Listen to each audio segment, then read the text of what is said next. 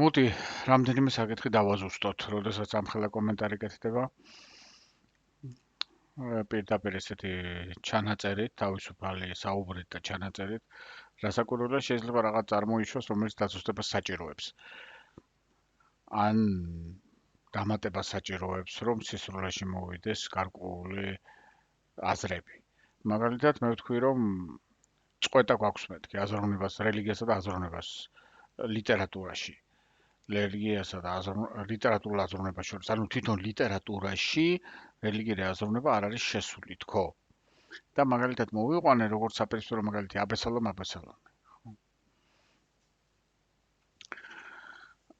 ქართულ ლიტერატურაში არის შემთხვევები, როდესაც გარკვეული თარგი რელიგიურია, ანუ ბიბლიურია, რელიგიური ლიტერატურიდან მომდინარეა, ანუ ბიბლიურია, მაგალითად დოჩანაშვილის სამოსელი პირველი მოგეხსენებათ ყველას, რომ არის უძღების შვილის იგავზე დაყრდნობილი. Also თარგი არის უძღების შვილის იგავი. და ასე ვთქვათ, ამ იგავის გარჩევა ხდება, ხო? მოდი ας შევხედოთ სამოსელ პირველს, როგორც გარჩევას ამ იგავის. დოჩანაშვილი თავაზობს თავისებურ გაგებას ამ იგავის. ანუ აქ შეიძლება ითქვას, რომ აქაც რელიგიური აზროვნება შემოსულია ამ იგავის სახით.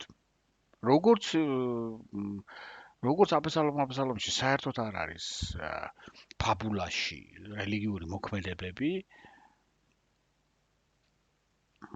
მაგრამ უკვე სათაური იწევს კითხვას, რომ აი აბესალომი ქვია და აქაც გვაქვს გარკვეული პარალელი იმ აბესალომის ისტორიასთან, რომელიც გვაქვს ბიბლიაში. დავითის შვილი აბესალომზე საუბარი. ანუ ქართულ ლიტერატურაშიც გვაქვს ეს პრეცედენტები. მიუხედავად იმისა, რომ დასკვნები, რომელიც გამოაქვს ერთის მხრივ დოჩანაშვილს და რასაც დოჩანაშვილი გვაჩვენებს საკუთარ გარჩევას და განმარტებას, შეიძლება არ იყოს რელიგიური ხასიათის განმარტება, ანუ ბიბლიურ განმარტების ჩარჩოებში აღარ ჯდებოდეს და რაღაც სხვა იყოს. იგივე შეიძლება ითქვას ფოლკლორზეც, ეს ღია დავტოვოთ ეს საკითხი, მიუხედავად ამისა, ესეთი შემთხვევა ქართულ ლიტერატურაში ესე იგი არსებობს. შეიძლება ვიღაცამ თქვას, რომ აი ყოველმა ჩემმა პოვნელმან ეს კაინის სიტყვები ძველი აღთქმიდან მოგეხსენებათ, აქაც სათაურად აღებული ოტაჭილაძის მიერ, რომ აქაც თარგი არის ბიბლიური. აქაც ისევ საქმე გვაქვს ფაბულასთან, რომელიც საერთოდ არ აქვს შეხება არანაირ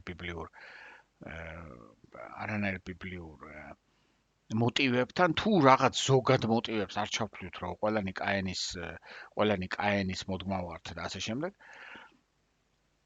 და იქ შეიძლება პარალელი გავავლოთ. იცით, ხშირად არის ჩვენში რომ ასოცირებულ აზროვნებას მიმართავენ ხოლმე და ყველა სიტყვაში და ყველა წინადადებაში რაღაც პარალელს ეძებენ და ეს ასოცირებული აზროვნების მეთოდი არის ისეთი, რომ თუ კაცმა მოინდომა, ყველგან ყოველთვის რაღაცას იპოვი და ყველგან ყოველთვის რაღაცას შეადარებ. თუ ჩვენ მკაცრად ტექსტთან გვინდა დარჩენა და მუშაობა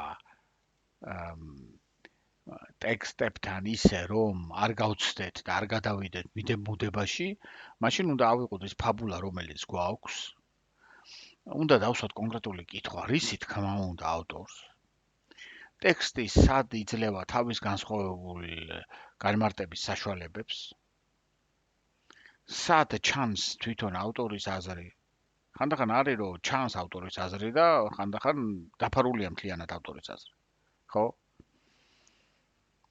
გვაქვს ძალიან აშკარა მაგალითები მსოფლიო ლიტერატურის ისტორიაში, ჩვენში უყვართ ძალიან დასტაევსკის მაგალითების მოყვანა და აგერ მეც მომივიდა თავში კირილოვის მაგალითი ბესებიდან, ხო? ბესი რომანიდან ბესი. ბესი. კირილოვის სახით საუბრობს დასტაევსკი. ხო, რატომ და როგორ გავანებოთ ამას ახლა თან? ანუ ხანდახან ავტორი თავის აზრებს გამოხატავს და ჩანს ეს. არ მალავს რაღაც მინიშნებს აკეთებს და არ მალავს და ხანდახან არის რომ ეს ძალიანად დაფარულია. მე ხლა არ შევალ დეტალებში ჭილაძესთან და დოჩანაშვილთან როგორ არის, უბრალოდ ორივე შემთხვევაში ჩვენ ფაბულა გვაქვს სხვანაირი, ვიდრე თარგი სხვანაირი, ვიდრე იფიქრებდა კაცი რომ ამ თარგზე იქნებოდა, მაგრამ თავისუფალია ხო ხელოვანი კაცია და ერთის და მეორეც და მესამეც ფოლკლორს თუ ვიგულისხმებ და ფაბულას იღებენ თავიანთი სათქმელის გამოსაყენებლად. ასე რომ ეს ორი შემთხვევა ქართულ ლიტერატურაში შეგვიძლია მივათვალოთ. უბრალოდ პრობლემა არის ის,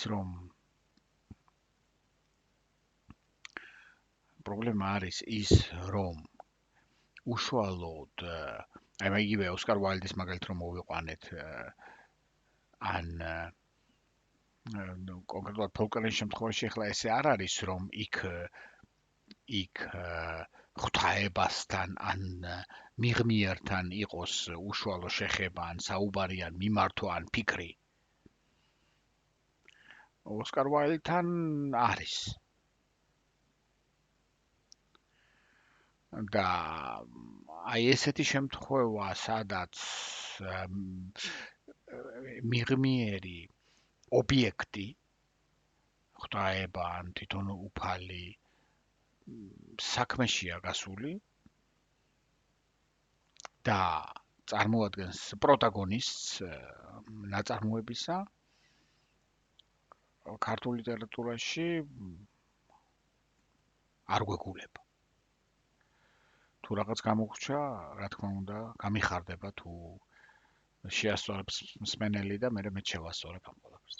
აი ეს დასუსტება მინდოდა, ვინაიდან ჩვენში მაინც სეკულარული ლიტერატურა იმ ლიტერატურაში, რომელსაც ჩვენ სწავლობდით და ალბათ დღესაც სწავლობენ ახალგაზრდები და მოზარდები, ჭარბობს.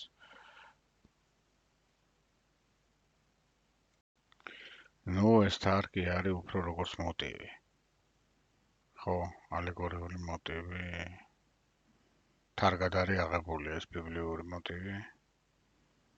რათა თავისი სათქმელი ითქვას. ჭილაძესთანაც და დოჩანაშვილთანაც. ფოლკნერი ჭიდაობს უფრო. ბიბლიურ სათქმელთან.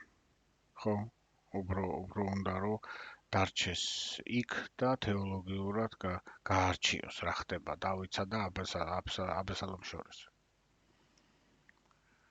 და დოჩანაშვილი არ არჩევს იგავს არამედ იყენებს მას იმისთვის რომ თავის სათქმელი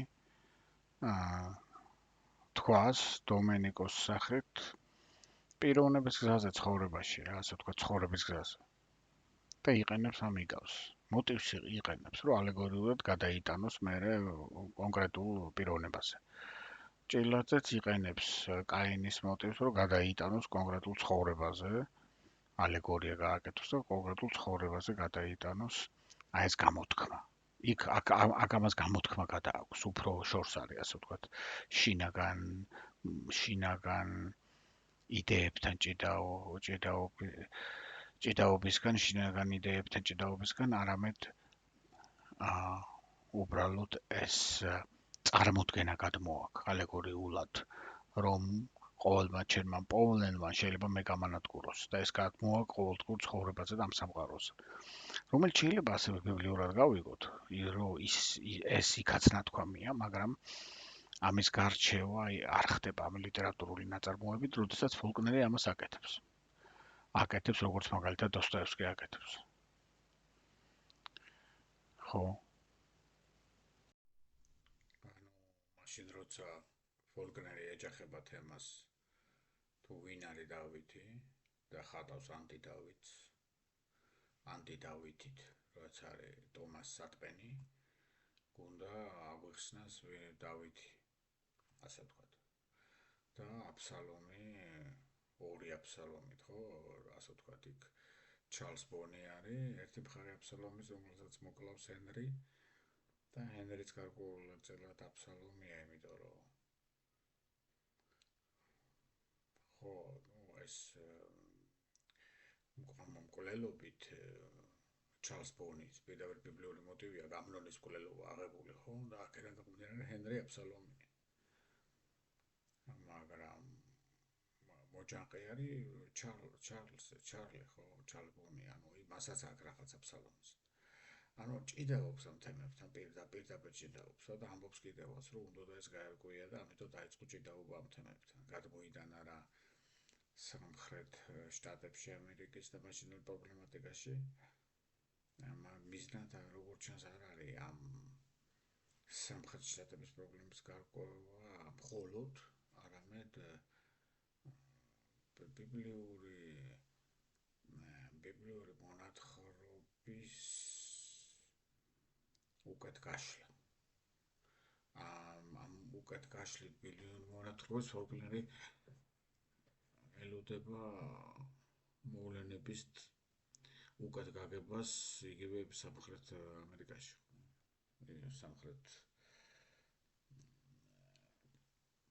სამხრეთ ამერიკის შტატებში. და ეგ არის განსხვავება ალბათ, იმიტომ რომ დოჩანაშვილი არ ჭიდაობს თემასთან თუ ვინ არის მამა, სიტყვაზე ვთქვათ, ანუ ვინ არის შვილი, არამედ როგორც ჩანს, მიზნად აქვს აღებული აჩვენოს თუ რას გვასწავლის ეს რა შეიძლება გვასწავლოს აი ამ იგავმა. ანუ თუ დაუჯერებთ იმ მონათხრობს, რომ ინტერვიუში მან თქვა, რომ ბიბლია უნდა მიუტანოს მკითხველს ბიბლიის გარეშე, მაშინ ეს ჯდება იმ წარმოდგენაში, რომ ეს ისტორია მას მიაქვს მკითხველთან გასაგებად დღევანდელობიდან გარკვეული მორალით, გადმოაქვს დღევანდელობაში გარკვეული მორალით ისტორია, რომელი ისტორიაც არ შესაბამისება საერთოდ ბიბლიური ისტორიას. ანუ ბიბლიური ისტორიის გახსნა კი არ ხდება, მოტივის აღება ხდება, რომ რაღაცა გავიგოთ დღეს და რაღაცა ვისწავლოთ იქიდან. ფოლკნერს სწავლა კი არ უნდა იქიდან, ფოლკნერს უნდა რომ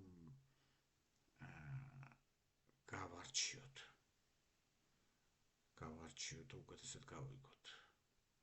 რომ დღევანდელი ადამიანიც უკეთესად გავიგოთ.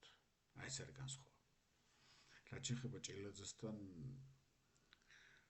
ეს მაკაბელის ოჯახი, ეს მაკაბელიც ისეთია, ასე ვთქვათ, მაკაბელიც აღებულია მაკაბეელთა წიგნი და მაკაბეელთა ჯაყი და მაკაბეელთა ისტორია ძველ აღთქმაში ისეთია, რომ არ ჩანს არანაირად რისი თქმა შეიძლება ამ პარალელს უნდოდეს და რაც შეეხება კაენის მოდგმას, ამაზე ხალა უბედურება თუ ემართება მუდმივად,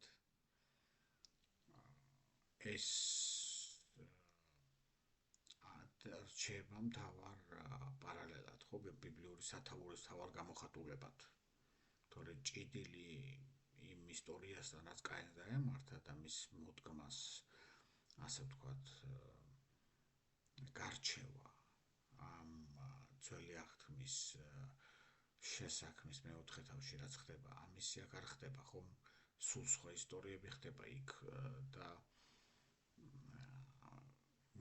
როგორც ვთქვით, მოტივად იღებს ავტორი ჭილაძე, რომ შევიდეს პროტაგონისტებში და ესე იგი კაენის მოდგმაში შიგნით რა ხდება და როგორ ხდება დაწვრილებით აღგვიწეროს. თავისი მიზნით, ხო? ეს მიზანი არის, რომ ფაქტიურად გითხრას რომ დაწყევლილია ეს მოდგმა. ის რაც ბიბლიური სათქმელიც არის, მაგრამ ამ წყევლის უკან კონკრეტულად ეს წყევლა როგორ იშლება კონკრეტულად.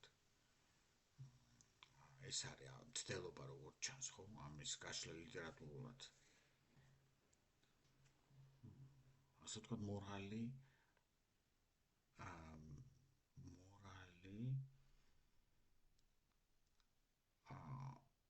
არის ის, რომ მიზანი არის, რომ ის გადმოტანა დღეს, ასე ვთქვათ, აი მსგავსია დოჩანაშვილთან, ხო გადმოტანა დღეს და ისე თქმა იმისა, რომ ეს უბედურება ხდება.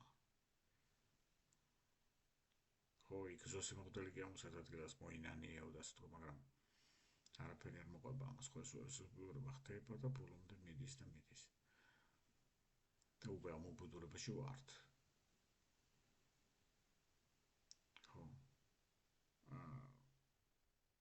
აქ რა თქმა უნდა დაცლილი არ არის ეს ბიბლიური შემეცნებიდან. უბრალოდ აქ არ არის მიზანი გარჩე, როგორც ვთქვით, რომ გაირჩეს ვინ არიან ესენი, გაენის მოდგმა თვითონ გაენი და რატომ მოხდა ეს ყველაფერი და ასე შემდეგ. აი ეს არის უფრო მათ აქ კონკრეტიკაში უფრო ვეღარ შევალთ, მაგრამ ეს არის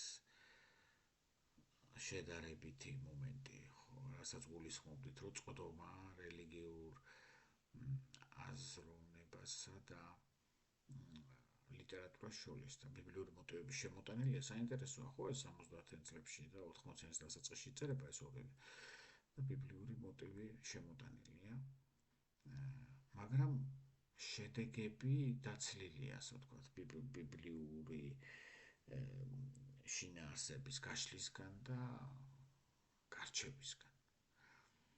არამედ არის მცდელობა ორივეგან, რომ ჩვენებული იყოს, ესე შევაჯამოთ, ჩვენებული იყოს თუ რა ხდება დღევანდელ, რა არის რეალობა, დღევანდელი რეალობა და ადამიანი ამ დღევანდელ რეალობაში სად არის ჩავარდნილი და რა შეიძლება მას დაემართოს.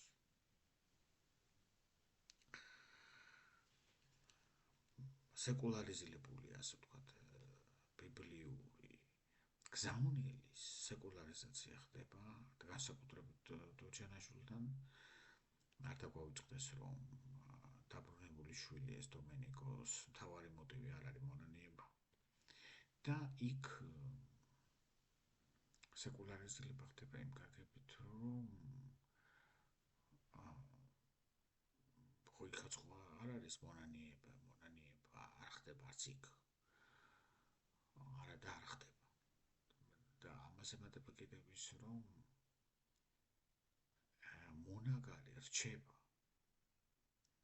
მონაგარი რჩება. ხო იქ ალექსანდრეს და კაინიტები გრძელდება, ასე ვთქვათ, კაინიტების ისტორია. მიუხედავად ამხელა უბედურებისა, კაინიტების ისტორია გრძელდება. ანუ გზავნილი რელიგიური, რომ კაინიტების ისტორია ვერ გაგრძელდება, მანდაღარ არის. ხო. კეთილი, ეს დამინდოდა დამემატებინა და შემდეგ წვეტებზე გადავალთ. ეს იყო ერთი წვეტის უფრო ფართო გაშლა, ხო? ამ წვეტებზე, როდესაც ვსაუბრობ, სხვათა შორის მინდა ხაზი გავუსვა, ეს წვეტები ეხება სისრულეს აზროვნებისა და ამ სისრულის შიგნით ხდება ეს წვეტა და ამ ეს წვეტები აღებული გვაქვს ჩვენ მაგუსტინეს მაგალითიდან, ხო? და იქიდან ვსაუბრობთ, რომ ჩვენს ლიტერატურაში არ აქვს მსგავსი მომენტები, ამიტომ ვატარებთ. თორემ ავგუსტინესთან რელიგიური, ფილოსოფიური და ლიტერატურული ელემენტი ერთია, სამივე ერთია და სისრულეა.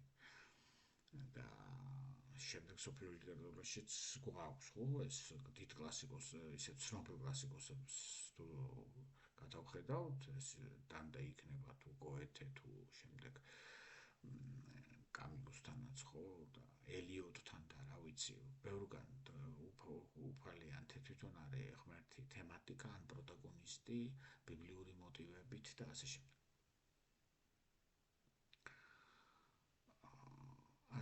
ჩვენი ლიტერატურა, რომელიც არის თანამედროვე, ახალი დროის ლიტერატურა, ასე ვთქვათ. ეხლა მე გადავედი ამ კლასიკოსებში, სადაც ჩვენც გვაქვს ხო შუა საუკუნეების ლიტერატურა. თუმცა უფალი არ არის რუსთაველთან მაგალითად ყველაზე ცნობილი გამორჩეული მაგალითი რო ავიღოთ, არ არის პროტაგონისტი ან თემა. არც ერთი არ არის. და შეხება შემდეგ ახალი დროის გამორჩეულ ლიტერატურას, გურამიშვილიდან რო დავიწყოთ დღემდე, ეს თემატიკა არ არის, გარდა აი ამ თარგებისა, რომელიც ჩამოთვალე.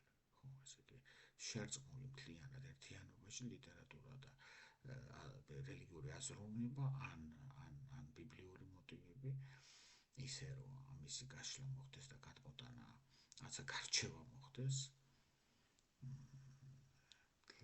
არა გვაქვს. მიუხედავად იმისა, რომ ეს ორი ნაწარმოები არის და პოზიტიურად უნდა ითქვას, ხო, ახლა მე ჩვენ რო ვადარებთ აქ პოზიტიურ და ნეგატიურზე კი არ გვაქვს საუბარი, უბრალოდ სხვადასხვა ხასიათის არის ორივე მხარე და იმიტომ ვადარებთ. მეტი არაფერი. პოზიტიურში უნდა ითქვას, რომ აქ ეს ბიბლიური მოტივები არის, უბრალოდ მათი გაშლა არ ხდება და ნათელი არ არის, თუ რა შეიძლება თვითონ ბიბლიურმა მოტივებმა დღეს გამოსახონ და დღეს მოიტანო და დღეს გქონდეთ რა მეშვეობა შეიძლება მათ გქონდეთ დღეს, დღევანდელ ცხოვრებაში. არა ისე რომ შევცვალოთ მთლიანად და მერე გქონდეს მნიშვნელობა, არამედ რომ არ შევცვალოთ, რა შეიძლება მნიშვნელობა შეიძლება გქონდეს. ამიტომ ეს წყვეტა ჩვენთან ჩვეულებრივი ამბავია, რომ არა გვაქვს პირდაპირ ღმერთი არის პროტაგონისტად და თემატურად შიგნით, ხო?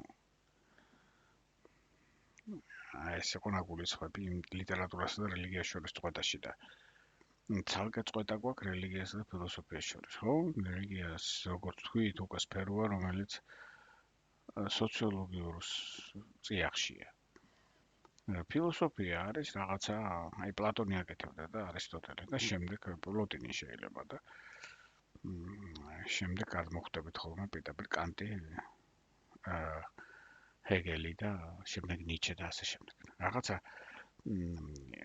ის რომ რელიგია და ფილოსოფია ერთი წიაღიდან გამოდიან,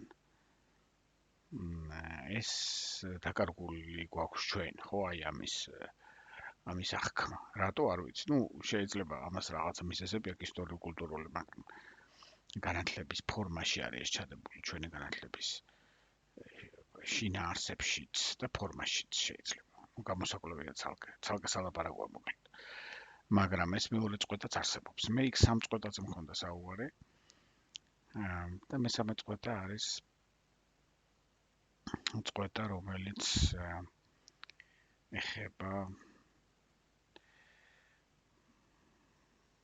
ისტორიულ მოვლენებს, ხო, აი მაგალითად აქაც როლს თამაშობს